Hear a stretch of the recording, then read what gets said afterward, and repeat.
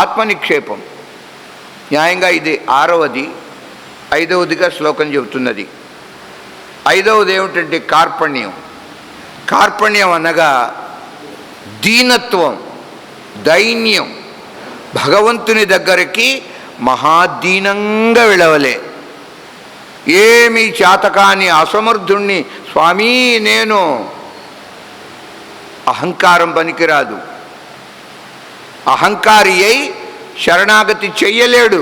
చేసిన పరమాత్మ అంగీకరించడు. నిరహంకారం. నా వల్ల ఏం కాదు, నాకు చేత కాదు.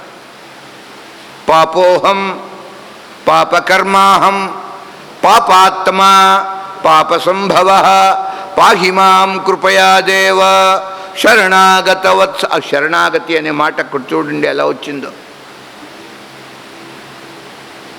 నీ తప్ప మరొకరు శరణు నేను కోరను. మృక్కిన నీకి మృక్కవలే మోక్షము సంగిన నీవ ఈవలెన్ తక్కిన మాటలేమిటికి దాశరథి కరుణాపయోనిధి. అది శరణాగతి. కార్పణ్యం, దీనత్వం. సో కథ వింటానికి వచ్చేటప్పుడు కూడా అంత దీనంగా రావాలి, వినయంగా, విధేయతతో. అప్పుడు శ్రవణం ఫలిస్తుంది. విన్న మాట. 5వది ఇది దీనభావం. ఎంత దైన్యము మనలో ఉంటే అంత ఎక్కువగా భగవంతుడు మనల్ని దగ్గరికి తీసుకుంటాడు, అంత వేగంగా. దైన్యానికి విరుగుడు అహంకారం. అహంకారం ఉంటే దగ్గరకు రానివ్వడు.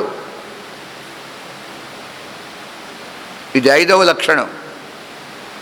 6వ లక్షణము ఆత్మ నివేదనం. Final, last and final. అంటే బలి చక్రవర్తి వామనునికి చేసినట్టుగా, సమర్పించినట్టుగా తనను తాను భగవంతునికి సమర్పించుకోవటం. తనను తాను. ఆత్మ నివేదనం అని పేరు. ఇది 9 విధములైన భక్తులలో 9వది. శ్రవణం, కీర్తనం, స్మరణం, పాదసేవనం, అర్చనం, వందనం, దాస్యం, సఖ్యం, ఆత్మనివేదనం. 9వ భక్తి ఆత్మనివేదనం. అదే 6వ లక్షణం శరణాగతికి. ఆత్మనిక్షేప అని కూడా అంటారు.